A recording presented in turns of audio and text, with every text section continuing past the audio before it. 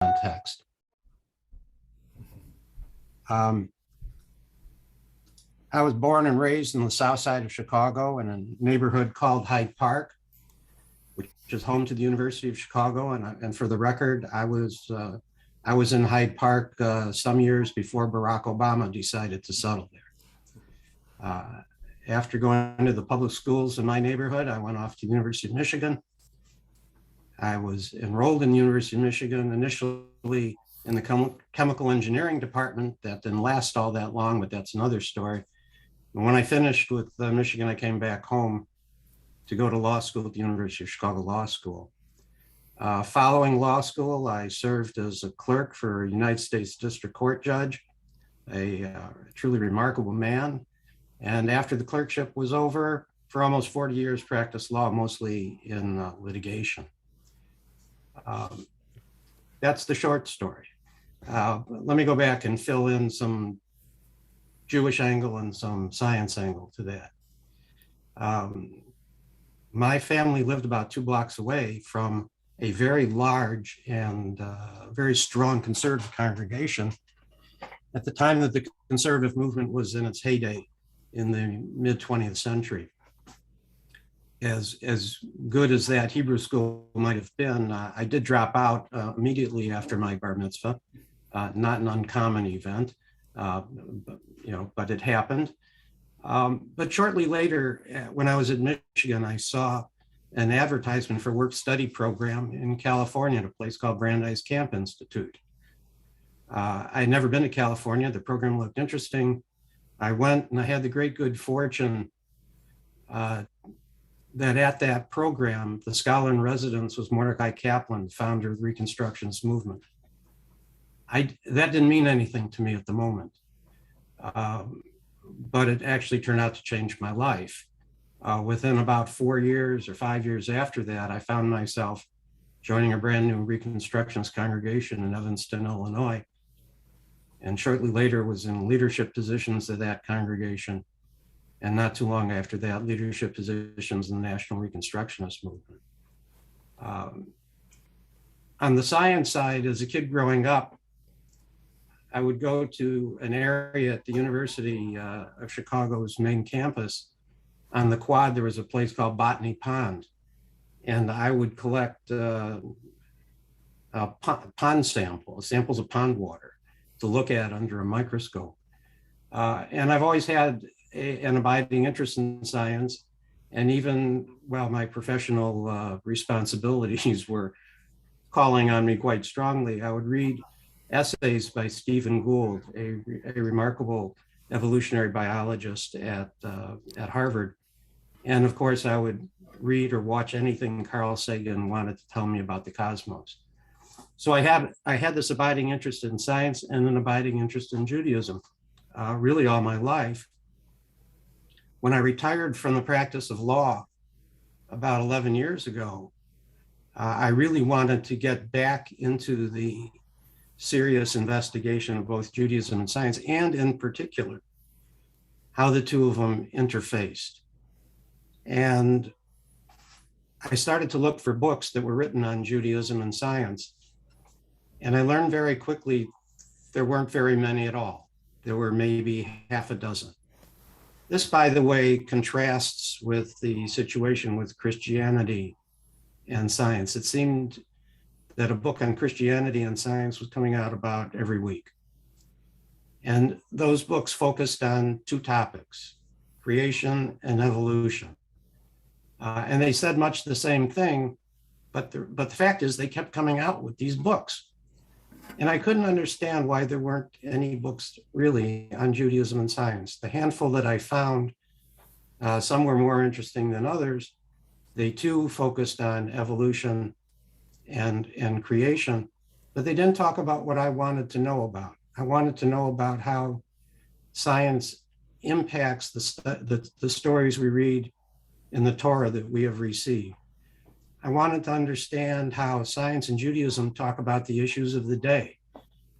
Because if Judaism doesn't talk about the issues of the day and doesn't talk about it in a science consistent manner, what good is it? And I wanted to look ahead to the future. I wanted to understand how Judaism would approach what science was beginning to tell us about artificial intelligence and aliens on other planets. And I couldn't find any of that. And I thought for a brief moment that I was going to have to write the book that I wanted to read. And I realized very, very quickly that at that time, I didn't have the temperament to write the book. I didn't have the patience to write the book. And I also didn't have the knowledge base to write the book. And my kids suggested that I, that I write a blog. And so I asked what anybody, I think my age would have done. I said, well, what's a blog? And they explained to me what a blog was. And so I said, well, I can do that. And so I started a blog and I started to write on discrete topics as they came to my attention and as I became interested in them. And after about 7 or 8 years, I realized that I had written over 50 essays and over 125,000 words. And that if I could reorganize these essays, if I could provide some structure to them, if I could update them, I might have a book. And that's what I started to do. I reorganized my essays. I added information to bring them current. I created an index, which I think every good book should have. I supplemented the text with over 800 footnotes, and I provided 22 pages plus of bibliography, so that if you read the book and you're interested in a topic, you can go to certain sources. In addition to my own, you can go to original sources and you can study for yourself. I found a publisher. We published the book, and it has provided me with the opportunity to visit with people like you, for which I am immensely grateful.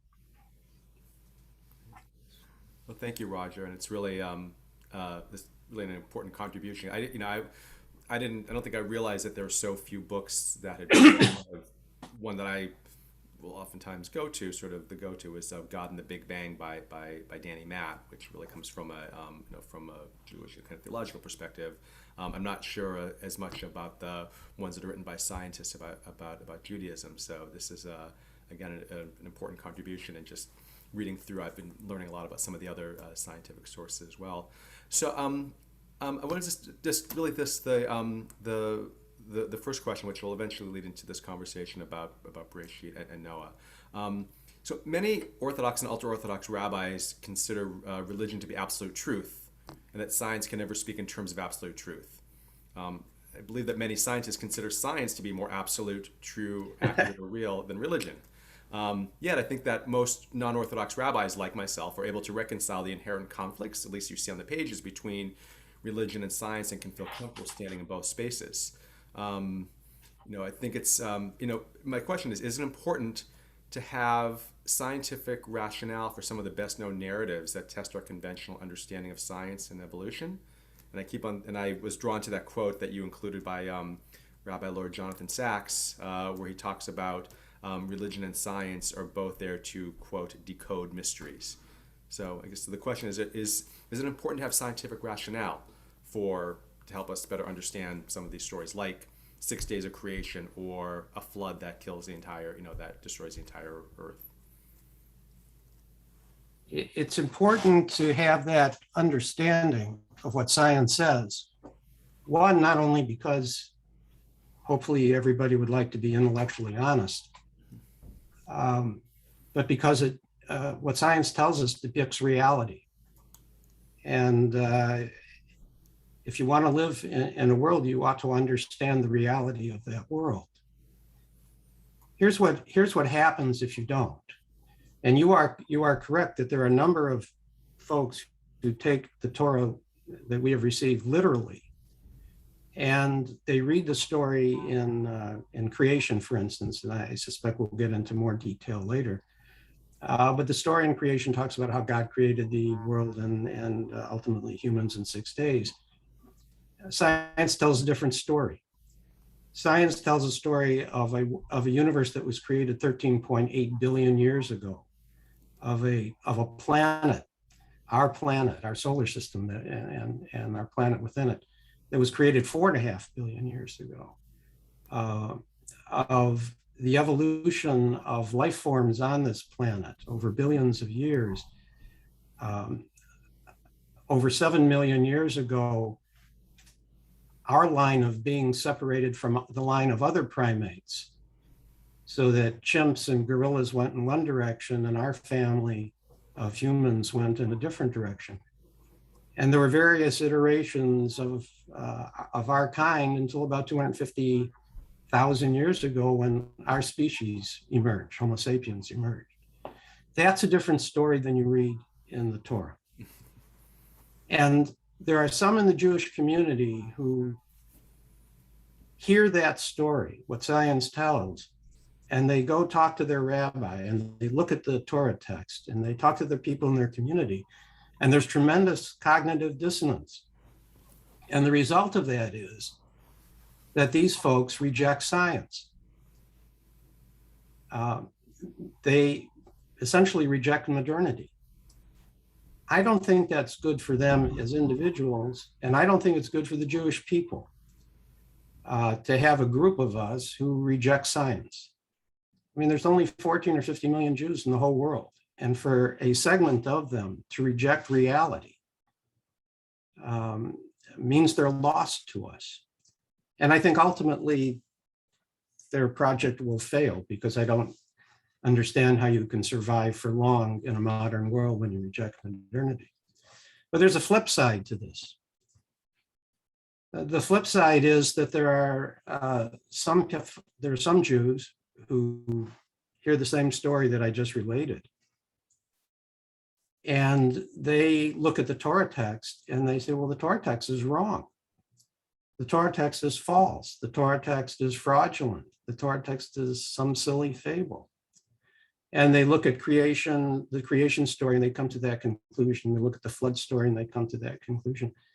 And ultimately they decide that the Torah has nothing of interest and nothing of value to be learned from. And so they tend to reject Judaism. And maybe they become secular Jews and they eat bagels and lox, and that's the nature of their Judaism.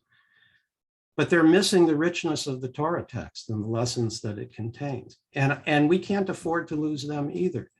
So we need to understand how Judaism and science interact, because these are two of the great approaches to the big questions we all ask each other, which is, where did I come from and what am I doing here? Science tends to be more self-corrective than religion does. Religion tends to have a dogma which generally is related to a particular text. And Judaism has found an interesting way around that dogma, because it has conceived of oral law as well as written law, and there are various ways that you can modify what's in the text. But science is more objectively self-correcting, and therefore it is more open. It doesn't have dogma, and contrary to what some newspapers and TV people will tell you, science is not settled. It's really never settled. It's a process of trying to understand this amazing universe around us. But to your point, it's vital that we spend our time understanding science and how it impacts with our tradition. Sometimes it's there's a very close relationship. Sometimes there are conflicts, and sometimes neither Judaism or science really deals well with the topic, but we can get into more later on. Well, let me just, I'm going to follow up with this idea of what the text says compared to what science tells us. So when the text says such and such was created, God saw it was good the first day, second day, third day, etc. When I teach this to my students and teach it to adults in general, I talk more about sort of the process, how something that was all null and void and chaos turned into something that was orderly. Usually, a lot of focus on on humankind being created in God's image, and sort of the values that come from that, the idea of Shabbat. And when people say, well, Rabbi, it says 6 days, but we know that our universe is billions of years old. Oftentimes I go to, this is kind of taught in seminary 101, which is when you look at the text and it says a day, that a day in a God, and I say this to my students, a God day might not be a human day, because it is sort of that word that we use. I mean, is that help me refine that particular explanation, saying that a day in the Torah could be billions of years in science, and what might be, either, if that's the right answer, what might be a better answer to either convince skeptical students or adults? Well, first, I would note that you are facing a different situation than your predecessors, which is to say that in the olden days, which may have been 40 or 50 years ago, and in the past, rabbis, I don't mean to pick on rabbis, but rabbis could say anything about science, and most people would shrug their shoulders and say, sure, fine. But today, most of us walk around with the knowledge of the universe in our pockets.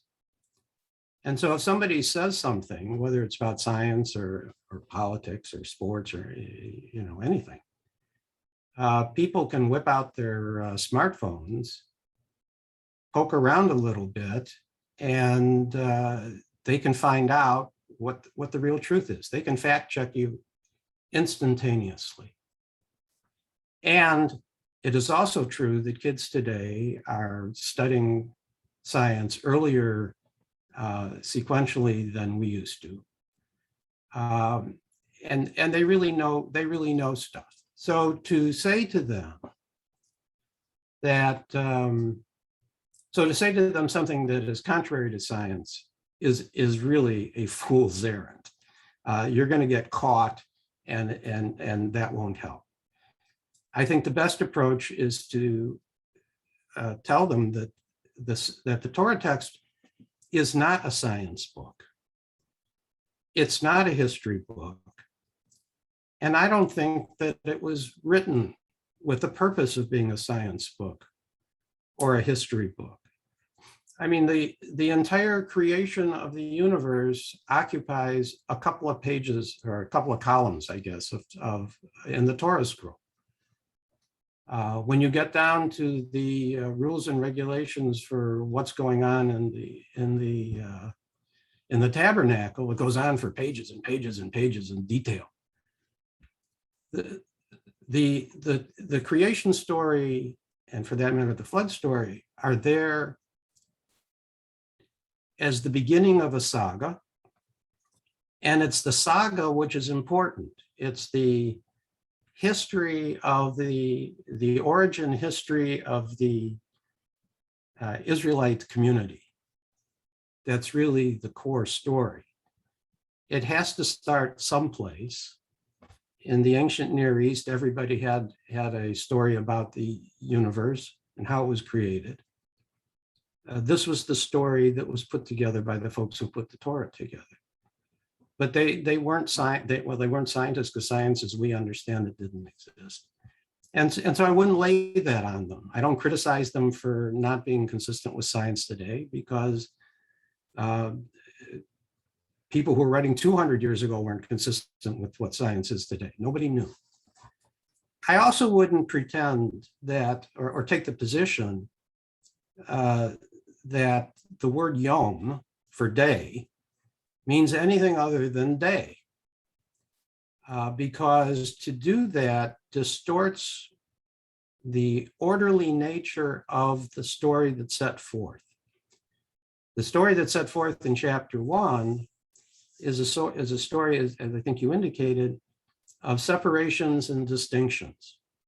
They happen on a daily basis. There are patterns of the first 3 separations and distinctions, and then a second pattern of 3, which build on that. if you alter the time sequence, you alter the entire concept of this progression. And that does a disservice to what I think is one of the key points of this story, which is that from the standpoint of the author, there's an order to the universe. Things belong in certain places. And that notion we see coming up later in the Torah text when it talks about not combining seeds in a field, not combining particular kinds of cloth, separating out days which are holy from days which are not. And in fact, it underpins the entire holiness code that we see later on. So I don't think it's necessary to try to fudge the language. I think it's not faithful to the language. The language is what it is. And it was a conception of a worldview which had behind it a sense of a supreme being creating a place for us and what our place was within that scheme. I wouldn't criticize the authors for using the word day, and I wouldn't try to change their language. Thank you. And I don't know if that helps you, but that's, I don't have to live with the teenagers, so it's easy for me to say. Exactly. You devote chapter 3 to kind of some thoughts about Rabbi Yitzhak Greenberg, one of the great Orthodox theologians, modern Orthodox theologians of our time, and you title it the Greenberg Hurdle. Can you just explain a little bit more about that for either for those who didn't read the book or for those who may have and are still trying to get a better understanding of that, like me, for example? First of all, I'm shocked and saddened beyond belief that people have not read my book, but I'll try to. I'll try to answer. And Rosenzweig, not yet. Yes. Yitzhak Greenberg is just a marvelous modern Orthodox rabbi who in the 1970s was struggling with theology post-Holocaust. And he wrote a lengthy essay in which he made a statement, which wasn't the first time he made the statement, but it was a highlighted portion of his essay, in which he said that no one should say anything theological or otherwise that wouldn't be credible in the presence of burning children. Now that's an incredibly harsh comment.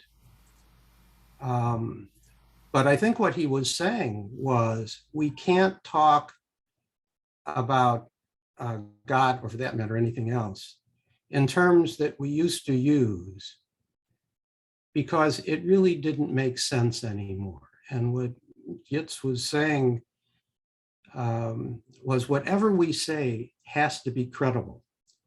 And by the way, his solution to that, with respect to theology, was that there was nothing we could say that would be credible, that silence was in order, and that what Jews needed to do was to focus on behavior and really put theology off to the side. So in the book, what I said was I take this to be the Greenberg Hurdle, which is to say anything we say about Judaism, again, theologically or otherwise, has to be credible. And credible in my world now means it at least has to be science consistent. And I think we have to be frank, and that's why I think we really just have to be frank with our kids. And if we can't talk sensibly, theologically, then we ought not talk about theology. We ought to move on. That's a great challenge. And I think if you look at some of the discussions, or absence of discussions in the reform movement and the conservative movement, for that matter, the Reconstructionist movement, you will see that there has been a decided decline in theological discussions. There are some people who are trying to dance around that.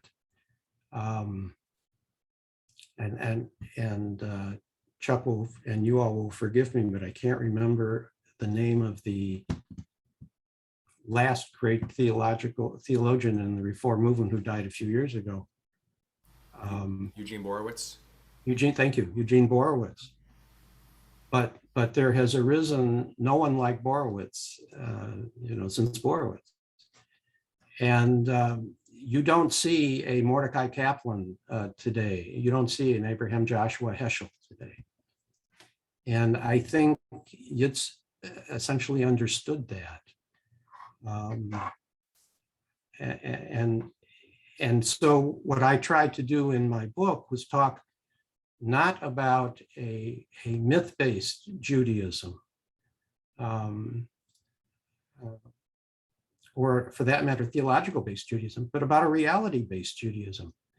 Because the document we have received, the Torah text we have received, and we can get into detail on that, is not a divinely written document. You can tell it by looking at what it says.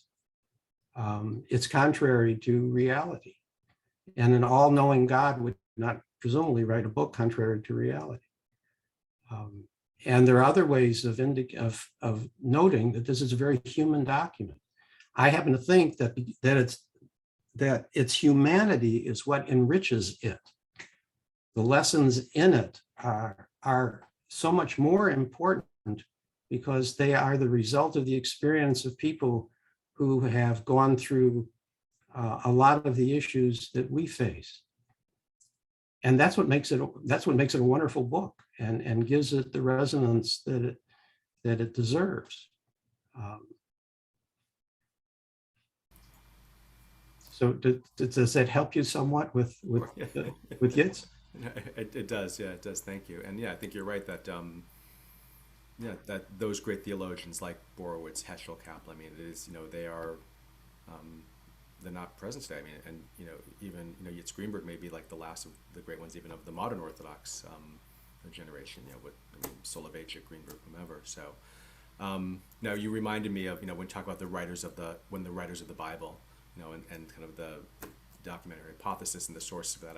25 years ago, I was a first-year student at HUC in Jerusalem, and I was sitting at a modern Orthodox synagogue. It was actually Parshat Noach, and they had a guest scholar there who was a professor, Rabbi Jacob Milgram, who had written the commentary, the Jewish Publication Society, the Conservative Movement's commentary on Genesis. And he began his lesson by talking about the writers of the Bible, the writers of the Torah.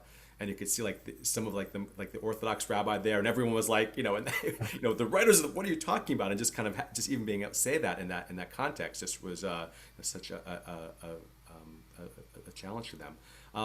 Now I want to spend a few minutes talking about, and we're probably going to combine sort of the first 20 generations of history according to the Torah, really from the time of Adam to Noah, which is 10 generations.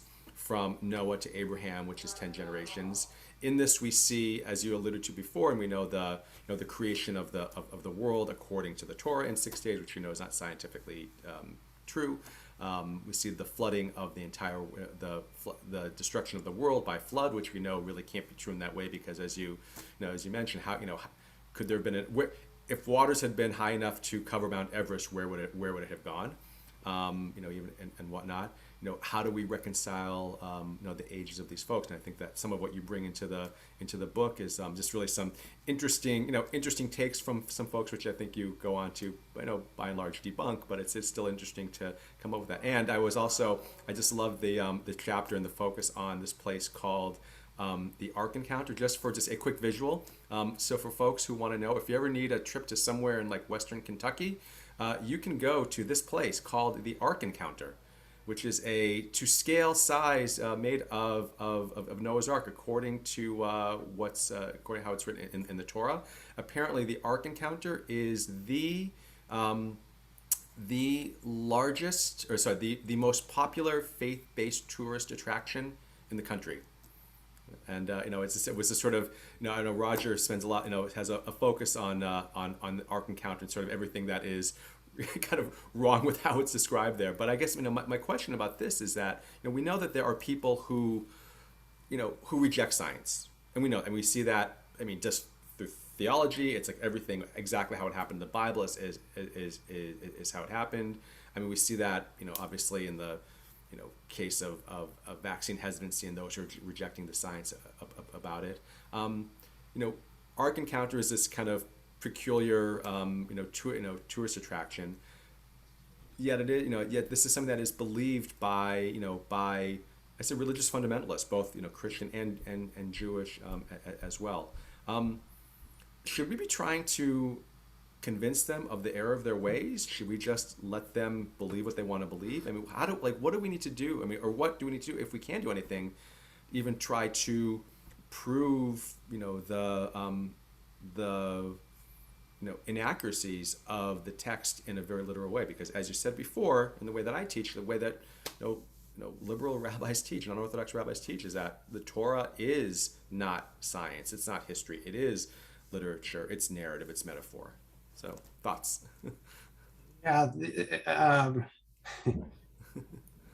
I can't believe I'm on a program that just promoted our Ark Encounter. I did not promote. I just wanted to. No, I know. I just want to. To see a picture. I tell you something. I have like this weird curiosity now about this, and I had never heard of it. So I thank you for introducing me to this thing.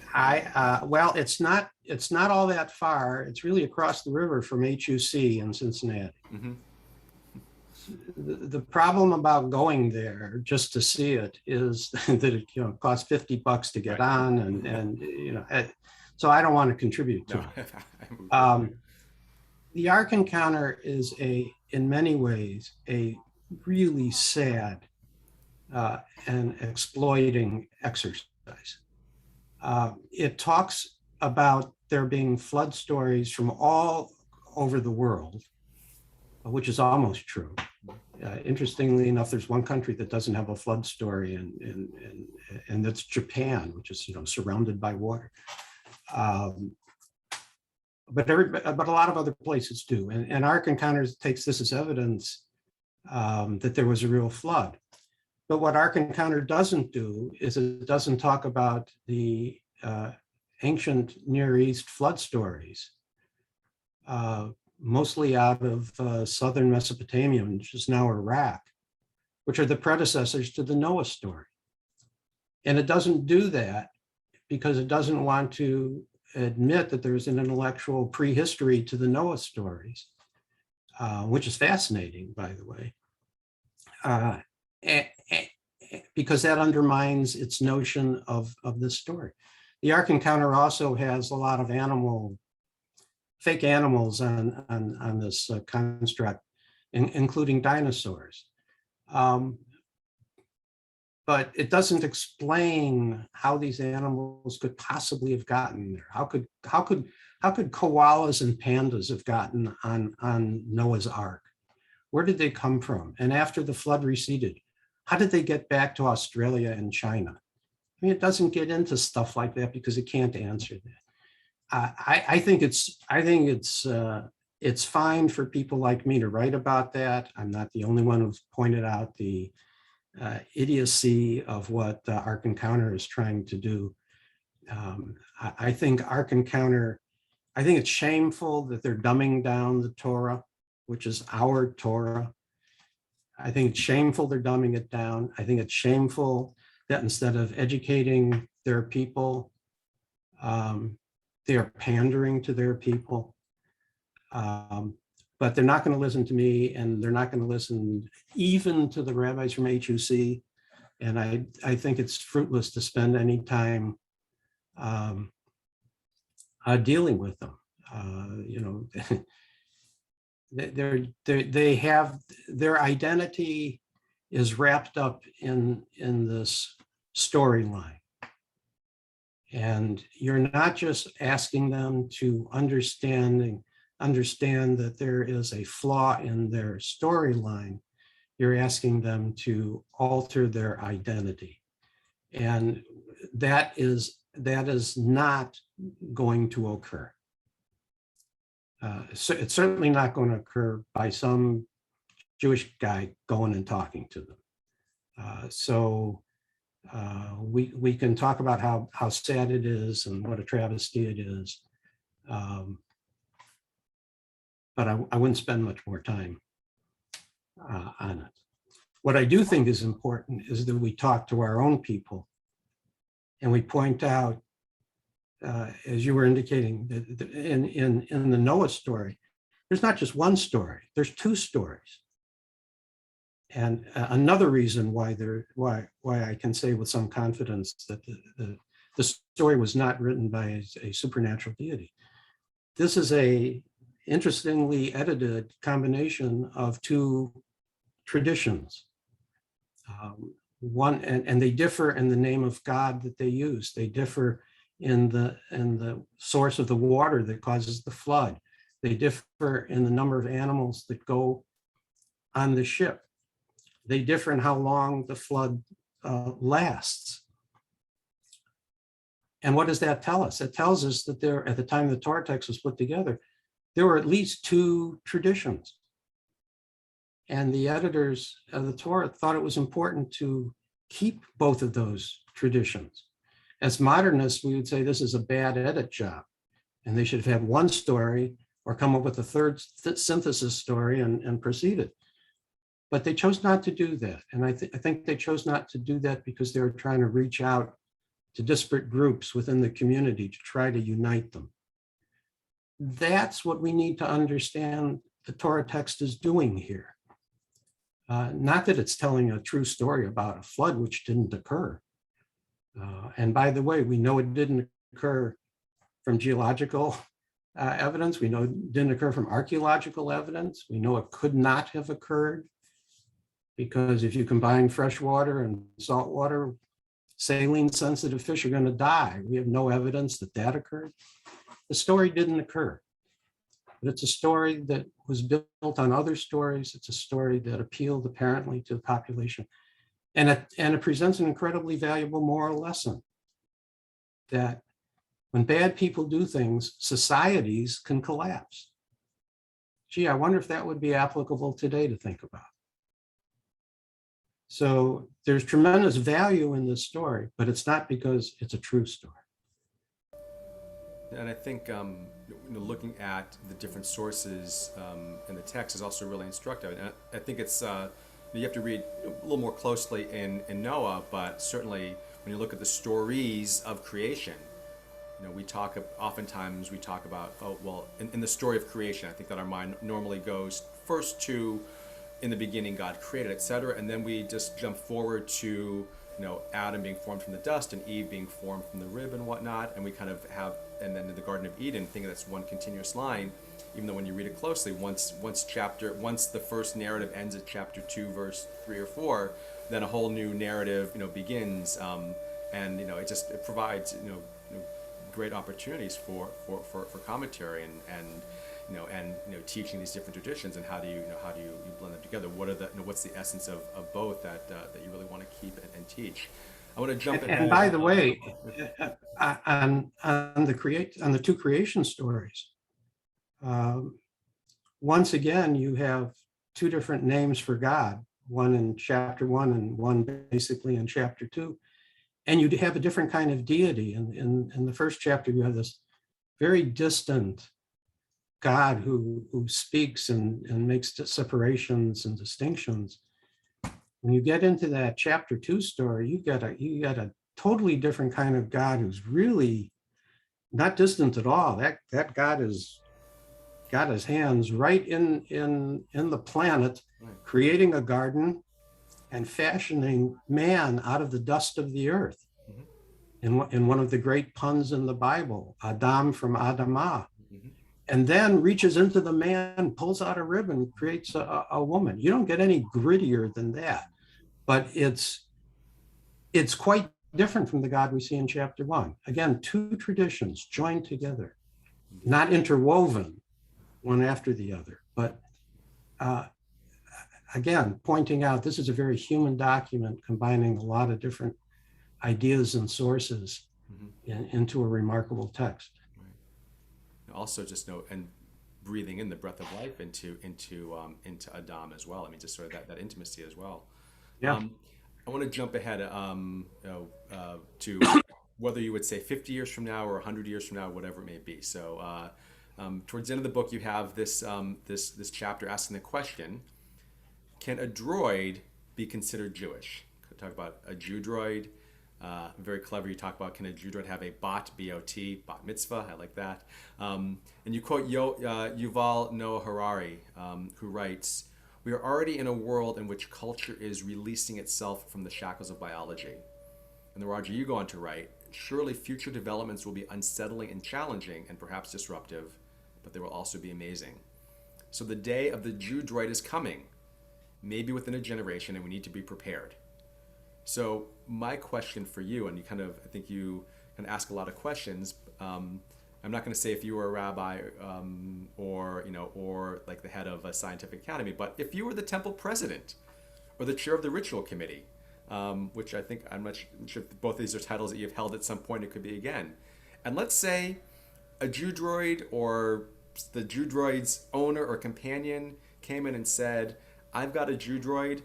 I want this person to sit on the ritual committee. I want the Jew droid to be counted in a minyan, etc." What would you say? Well, I want to step back one second and explain what I meant by a Jew droid. Right, exactly. So Uh, you got the floor for a while. I imagined an android that is essentially a robot, Mhm. shaped like a human, and a robot shaped like a human is an android. And I imagined that this android was uploaded with all the literature and lore of the Jewish people, the Torah and the Talmud and the legal codes. But beyond that, all the literature, all the novels, all the poetry, all the history books, all the records of all the congregations, the population statistics, the foods we eat, all of the information about Jews by Jews. And the Jew droid is sitting around one day contemplating all that it knows about Judaism and realizes that there's more to Judaism than knowing all this stuff. And that's what's really important in Judaism. The essence of Judaism is doing Jewish things with Jewish people. So the Jew droid decides it wants to join a congregation. And it looks around and finds a congregation that it seems to think would be interesting, and goes to the congregation. And I talk about how the receptionist passes the buck to the membership vice president, who passes the buck to the president, who calls a board meeting, and they get the rabbi involved. And pretty soon there's a congregational meeting. And the question that the congregation has to face, and the one that Chuck is asking, how I would approach, is this: that the Torah tells us dozens of times, by some count 36 times, that we have to welcome the stranger. We have to respect the stranger. We have to take care of the stranger. And the question is whether we welcome this Jew droid into the congregation, or whether this stranger is just a little bit too strange for our community. And I tried to imagine what objections there might be to having the Jew droid in. And I talk about those objections. And whenever I've gone to a congregation and I've asked the congregation to put themselves in that position, I have heard some of the objections that I imagined, and then I've heard some that I didn't imagine. And so in a way, I'd be more curious to hear what you all would do if somebody if a Jew droid walked into Share on Me. And what the Jew droid is asking is, the Jew droid is asking for acceptance. The Jew droid is asking for participation in a minion.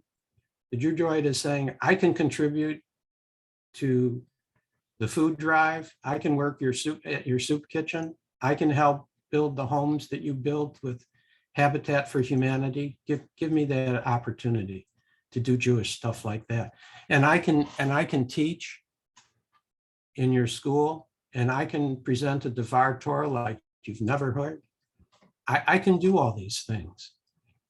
And I don't know about Share on Me, but based on my experience, and I did have those positions that you mentioned, the Jew droid, I think, would be a better teacher than some of the teachers that I've encountered, would probably give a better Devar than some of the Divrei Torah that I've heard, would undoubtedly be a better board member than some of the board members I've worked with.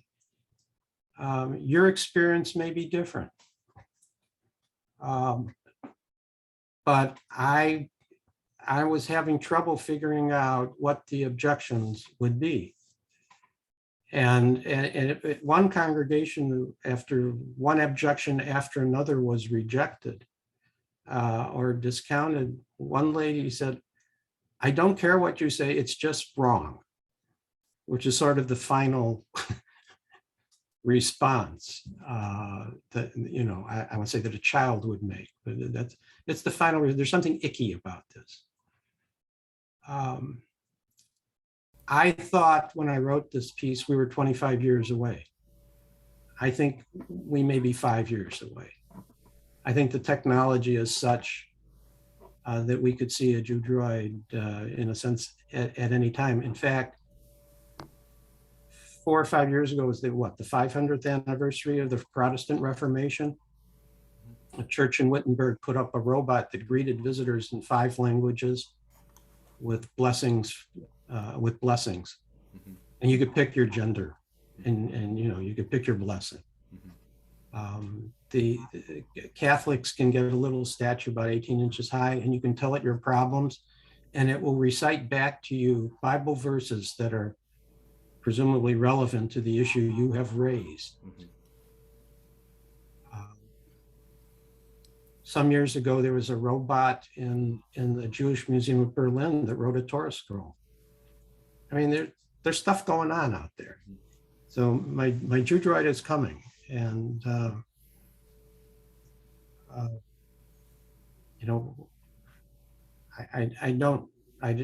really don't have. I can't imagine the objection. What's the objection going to be? The Jew droid doesn't have a Jewish mother? Okay, so the Jew droid converts.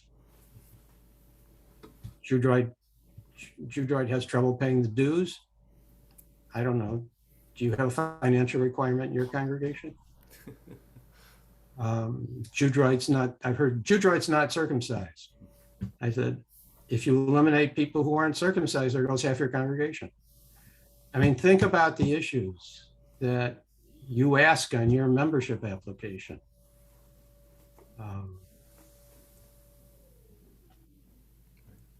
What among those questions would preclude Jew droid?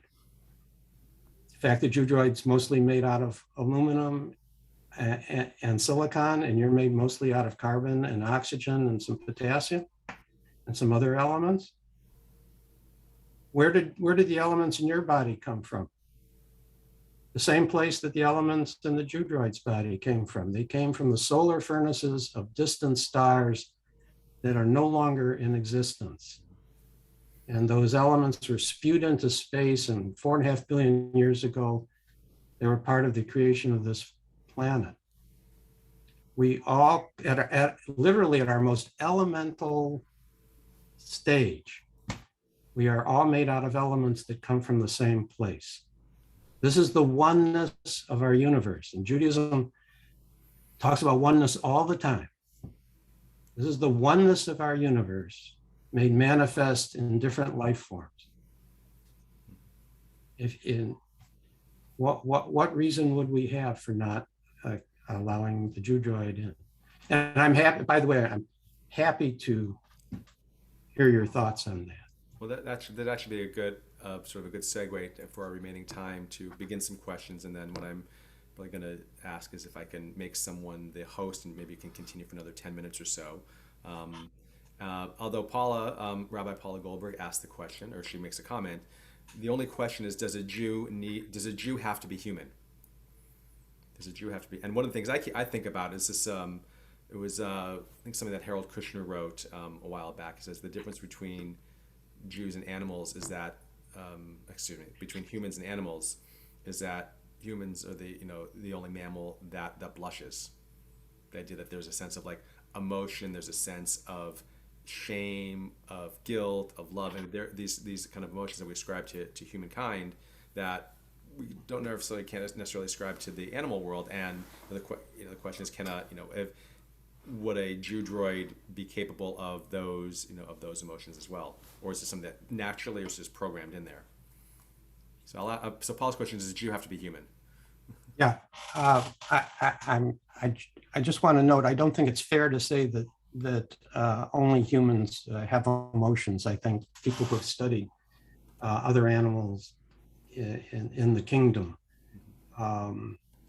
whether they're chimps or they're elephants or certain kinds of birds or whales or dolphins or any number of creatures, can see that they have emotions and they have attachments and they have ranges of intelligence. So I don't think that's a limiting factor. Do they blush?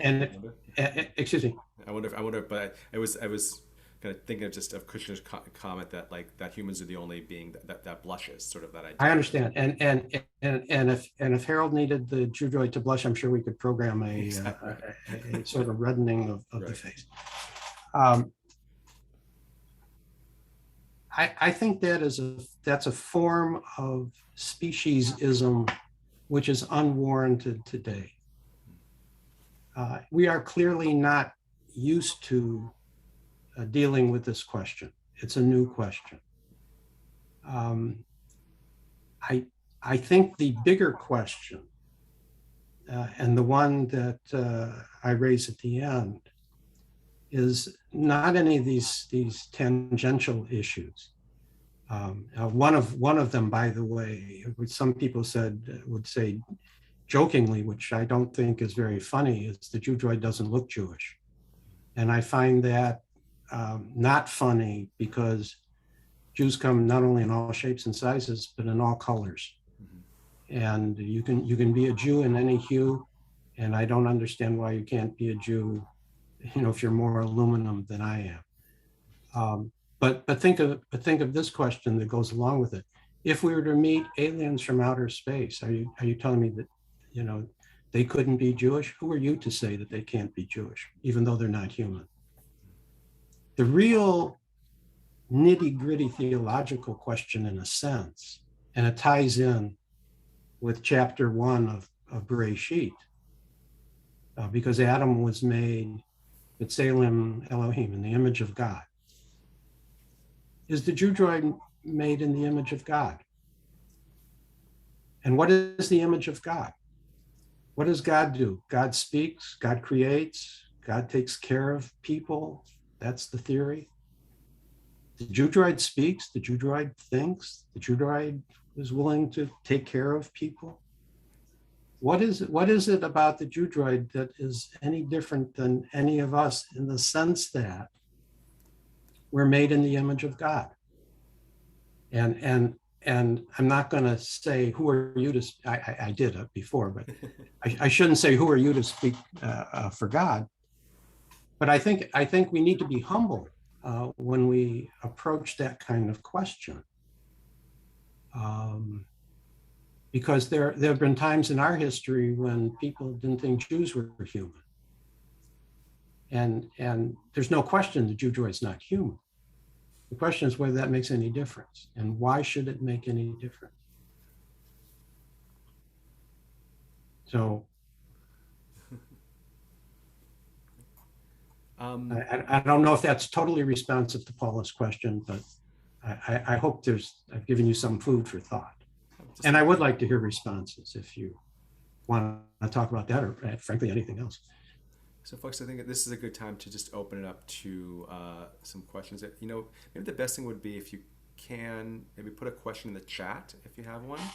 I know that, Paula, thank you for putting some of those questions in there. And then maybe Roger can see a few. Okay. Is anything coming up yet or not? Or if it's easier just to unmute yourself and to raise your hand, you can do that as well. Although I think what I'm going to do is I'm going to remove the spotlight so that Roger can maybe see other, and if you go to gallery view, you can see some folks. Any other questions, comments, clarifications? My goodness.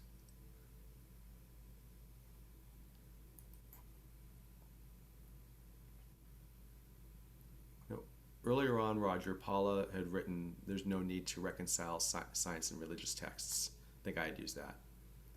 Any thoughts on that? Oh, and then also Paula's question is, does a Jew Droid have a moral sense? I don't know what a moral sense is. And I'm not sure if I knew that I would be able to tell you that the Jew Droid did or did not have it.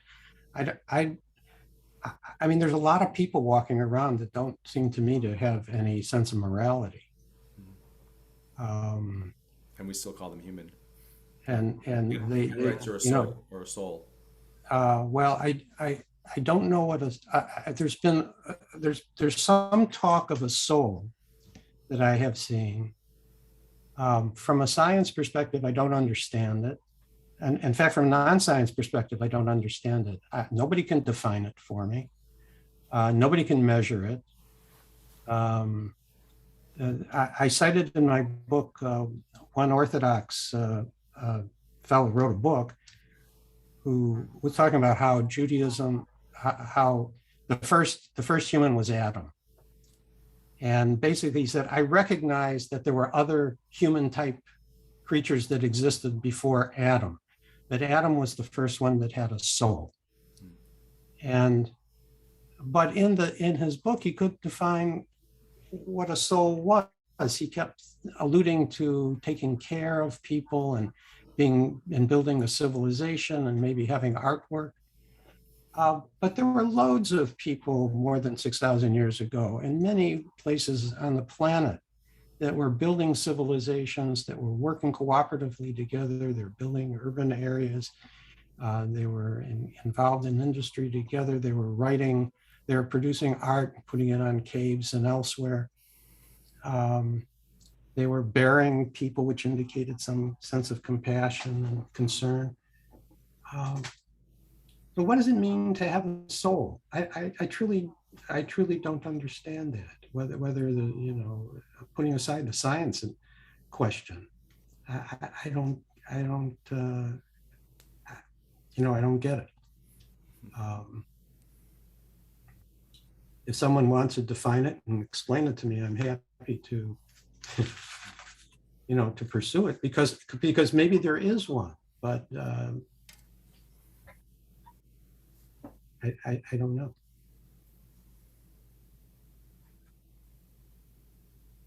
Anyone? Do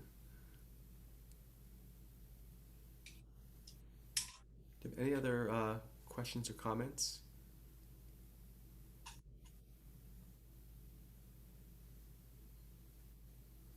Well, let me just conclude by saying, if anything coming in or not. Okay.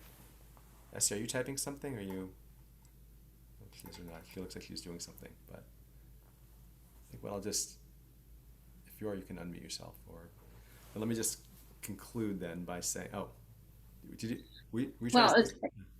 Well, I was just about to ask the question that, the parting of the Red Sea, we've kind of had explanations about things like that. Are those the explanations that we should live by, and Jonah and the whale, and I mean, all these things that we just hear every year and just go with? Yes. Well, I grew up by training by temperament and training, but mostly by training, as a lawyer, to focus on critical thinking, to engage in cross-examination, to weigh evidence. When you look at the story of the Red Sea, you immediately run into a whole lot of problems. Not only where the location of the sea is, but how 2 million people could have crossed it. And in the book, I talk about how 2 million people could not possibly have crossed the Red Sea in time to avoid the Egyptians, because the distance from Goshen down to the most logical entry point of the sea is shorter than the caravan of Israelites trying to get out of Goshen.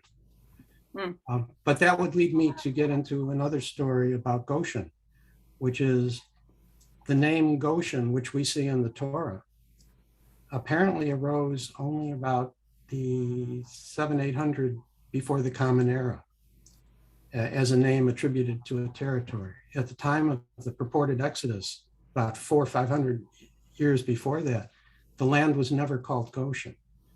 So the whole story is built on a series of anachronisms. And again, I don't believe it was intended to be a scientific or historically accurate story, any more than the story of the plagues was thought to be an accurate story of what happened.